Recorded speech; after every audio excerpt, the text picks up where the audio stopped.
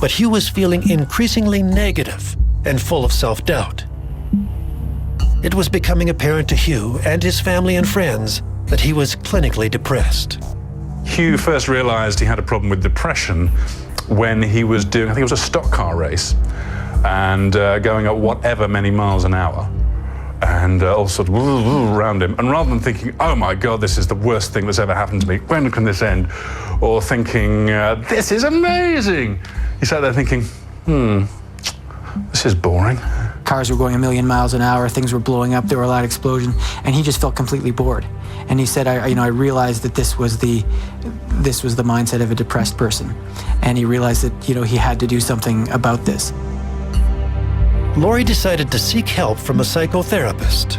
By his own self-deprecating way, he says, well, at least someone can make $100 an hour listening to my boring problems. He's got this struggle for perfection that all comedians strive for anyway. And it doesn't matter how good your reviews are, you still feel you've never quite achieved what you want to achieve.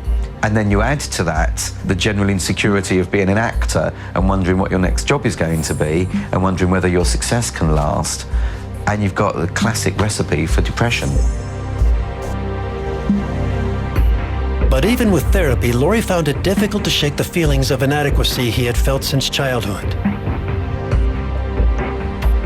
In 1997, feeling lonely and vulnerable while filming the TV movie A Place of Lions in South Africa, Laurie began an affair with the film's director, Audrey Cook. They were on location in South Africa. He was away from home. There was quite a heated fling from all reports, and word got around the set, as these things will, and it became a scandal. Laurie was horrified when news of the affair hit the headlines. He flew back to England and tearfully confessed to Jo, his wife of 8 years. Tabloids got a hold of it, and it was all over the front page in the UK, and he immediately flew home to be with his wife and kids and apologized and has been feeling terrible about it ever since. Not only did Hugh's wife stay with him, she actually wrote a very strong letter to her romantic rival, Audrey, telling her to break this off, and evidently it worked. That made him more publicity shy, more anxious about being exposed, generally made him close in on himself a little bit. It was one of the difficult times in his life, because he's quite an intense person. Laurie's affair had nearly cost him his marriage. The shame and embarrassment would haunt him for many years. Hugh sank back into depression. It had a really difficult, heavy impact on Hugh, and shortly thereafter, he, by all accounts, he had a nervous breakdown from the emotion and the guilt of it all. Even through his depression, Laurie felt obligated to keep up his demanding work schedule. He lent his voice to animated productions, appeared alongside Leonardo DiCaprio in The Man in the Iron Mask, and with the Spice Girls in the critically panned Spice World. So often, as an actor, you're looking at things you've done going, why am I in this? Laurie had a reputation as a great character actor, but he was frustrated that most of his films were not commercially successful. Then in 1999, he made another breakthrough into the international market. Hugh co-starred alongside a computer-generated mouse in the hit movie Stuart Little. Stuart Little films are interesting because at first glance they're kids' movies, and Hugh Laurie plays Mr. Little, Stuart's dad. The bizarre thing about those movies, and the fact that Hugh's comedic sensibilities played into this perfectly, was that you never, either in the movies or in the books, you never actually find any admission that it's weird that this family has a mouse for a kid.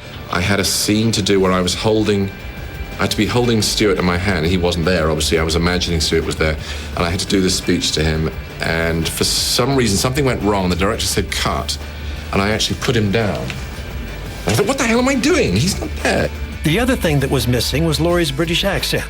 He played an American in Stuart Little.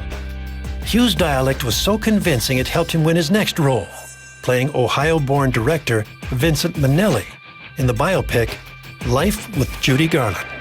When he appeared in that role, again, it wasn't an enormous role, but it was a very, very well-received made-for-television movie, and it really cemented his place as certainly an up-and-coming actor who could do the American roles just as well as he could do the British sketch comedy. Laurie went back to playing a Brit in the 2004 remake of Flight of the Phoenix.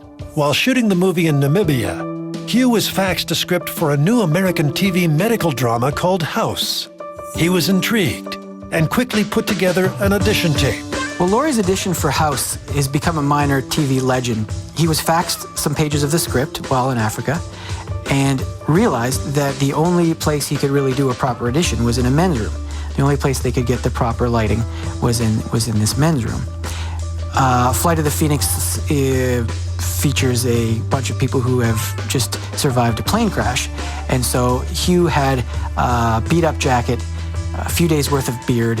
He looked bedraggled, but decided to go in and do the audition in the men's room with that look. But he's Hugh Laurie, and he doesn't want to turn in a crap audition, so he gives a couple of swings at it. And he brings in that North American accent that he's learned from movies like Stuart Little and his other appearances on things like Friends and other things like that. One of the executive producers took one look at the footage and said, "That's exactly the guy I want, a real American guy." And if it hadn't been for that scruffy men's room audition, he may never have got the part, because that's exactly, unbeknownst frankly to him, that's exactly who they were looking for. Laurie accepted the role, but he had no idea he was the star. The story he tells is that he thought this was the second banana. It seems between him and Wilson, he assumed Wilson was, because Wilson was the good-looking, caring doctor, he just assumed that he was the nasty sidekick in the show. And was shocked when he got the script and found out that it was built around him. Hugh Laurie had won the coveted lead role in a primetime American TV drama. He packed his bags and headed for Los Angeles, expecting to get temporary work from his newest project.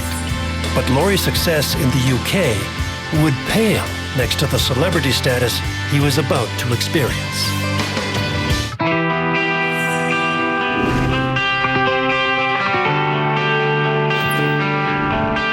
By the age of 45, Hugh Laurie had been a successful comedic actor in Britain for more than 20 years. Then he won the lead in the American TV series House. 7 million people tuned in to watch the first episode of the hospital drama on November 16, 2004. By the end of the season, House ranked among the top 25 television shows in the United States. I think Hugh Laurie is absolutely crucial to the success of House. I mean, it's almost impossible to overstate how important he is. Laurie's brilliant doctor was unlike other TV physicians who were far more caring and Hollywood handsome than House. Viewers loved him. Gregory House is a pill-popping, physically challenged, emotionally deranged, and probably not the nicest person to sit next to on a plane or in a restaurant. He also happens to be a medical genius, which is revealed in the show to the point that people tolerate his bad behavior. Laurie was surprised by the show's quick success and alarmed by the intense media attention. That's one of the sides of being famous that he doesn't like. And that kind of doesn't go away. And in fact, the more successful you are, the harder it is to shake it off. You know, the lenses just get more powerful. And however far you're away, you know, I remember seeing something in the papers where he was just on a boat on his own, just trying to relax, having a little sail on a boat. And, you know, the cameras pick him up from the shore. And, you know, if you can't get away from things on a boat on your own, where can you get away from things? Laurie didn't want to expose his wife Jo and 3 teenage children to the media scrutiny in Los Angeles. He feared that if his family moved to California, House would be canceled and their lives would have been disrupted for nothing. Hugh decided to live by himself in a condo in West Hollywood, while his family remained at home in London. He feels that to put down sticks, to set up home in Los Angeles, would sort of be say, yeah, I've made it, yeah, here I am. At which point suddenly everything will fall apart. I don't think Hugh is particularly superstitious, but I do think he just has that classic actor's insecurity of worrying how long success is going to last. He still rents a place out there because I think he's nervous that once he starts putting down roots, that'll be the day that the series gets axed. So it's little things like that. He doesn't want to change a winning formula. Soon after House became a hit in America, audiences picked up on it in the UK. British fans who had laughed at Laurie's comical performances throughout the years were stunned by the pill-popping, egotistical American doctor Hugh now played. As a Brit, when House was screened over here, I think there was a shock. There were quite a few shocks in House, actually. Firstly, that Hugh Laurie was playing a serious role. You know, he'd played comedy doctors before, and suddenly here he was playing a serious one. And we kept thinking, when's the punchline come in? I think if you're British and you see one of your stars doing particularly well in the States, where you know they're making the big money and you know their careers suddenly taking a quantum leap forwards, I mean, you always feel a spark of pride for that. If you'd asked me 20 years ago what Hugh Laurie would be doing today, I wouldn't have said he'd be the star of a hit American medical drama. By 2007, Laurie had won a Teen Choice Award, a Screen Actors Guild Award, and 2 Golden Globes for Best Actor in a Television Drama. Awards are great, and you love winning them because they are an acknowledgement from the industry that you're doing a great job. But I think he sort of doesn't take... he doesn't mind losing a few to some other people every now and again, you know, as long as he keeps winning a few as well. Even more surprising to Laurie than the awards was the international fame he found after the age of 40. Hugh was stunned by his growing reputation as one of television's most unlikely sex symbols. He never shaves, he's, you know, rude and obnoxious, and for some reason, maybe it's the high school girl in all of us, but we love it. His cutting, cynical wit, his unabashed flirtation with female characters, I think that appeals to a lot of people, a lot of women. I think for Hugh Laurie, it was almost a bit of a shock. Word got out that TV's hottest property could also play keyboards, and Hugh was recruited to play in a new group called Banned from TV. It includes Greg Grunberg from Heroes and James Denton from Desperate Housewives. They raise all kinds of money for charity, and the other guys in the band say that Hugh can basically pick up any song he listens to. Banned from TV started out as a way for Laurie and his friends to blow off some steam. But it wasn't long before the group was playing their classic R&B and blues rock to packed houses. The band also raised thousands of dollars for charities, including the National Epilepsy Foundation and Save the Children. What I wonder about Hugh's musical career and playing in these bands is, how does he have time to do it? The guy's working 16, 18 hours a day. He's in every piece of footage, starring in every scene of House. I mean, it's the most demanding imaginable project. He's got that musical ear.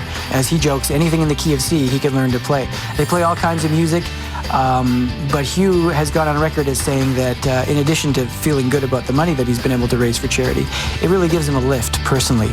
But most of Laurie's energy was taken up by the demanding schedule of making a primetime TV show every week.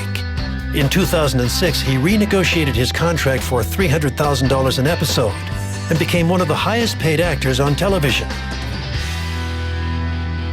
Despite his success, Hugh still found it difficult to enjoy his fame and the paycheck that came with it. The first flush of success was really exciting for him. But I think actually, even though he's more successful, in some ways that's become harder because it just moves him up to a higher plateau and he has to sustain that. It's rewarding, obviously, financially rewarding, but it's very hard work. And I don't know if he necessarily expected life to be like this. One of the executive producers of House talks about after a long day of filming, when everyone thinks that the shot's gone really well, Hugh Laurie will be sitting on the curb looking completely despondent. There is that sense of, and maybe it comes back to his sports background, of never quite having done well enough. In October 2007, Laurie raced back to London in the middle of filming House. Producers said it was a family emergency and Laurie was back on set within a week. But industry watchers wondered if living apart from his wife and children was finally making Hugh crack. The difficulty here is he lives out in LA on his own, his family is back in the UK. It's kind of hard for him to relax. It's a very tough schedule, it's very demanding, and I think, you know, it's hard work for him. Laurie has searched for ways to relieve the tension created by his demanding career. He likes to relax by riding his black Triumph Bonneville motorcycle and taking boxing lessons. He, by his own admission, isn't a great boxer, but it's you know, that's the athletic side of his personality coming out again. He doesn't row anymore, but he's picked up boxing, and as people have said, he would be the kind of guy who'd pick basically the toughest sport he could find. He jokes that other guys can hit a tennis ball or a baseball, but try to do those skills when the other guy's trying to punch you in the face and see how easy it is. Hugh Laurie has excelled at sport, music, comedy, and drama. But even a hit TV series in America has not changed the talented actor's never-ending pursuit for perfection. Hugh Laurie is brilliant, and he really should realise this.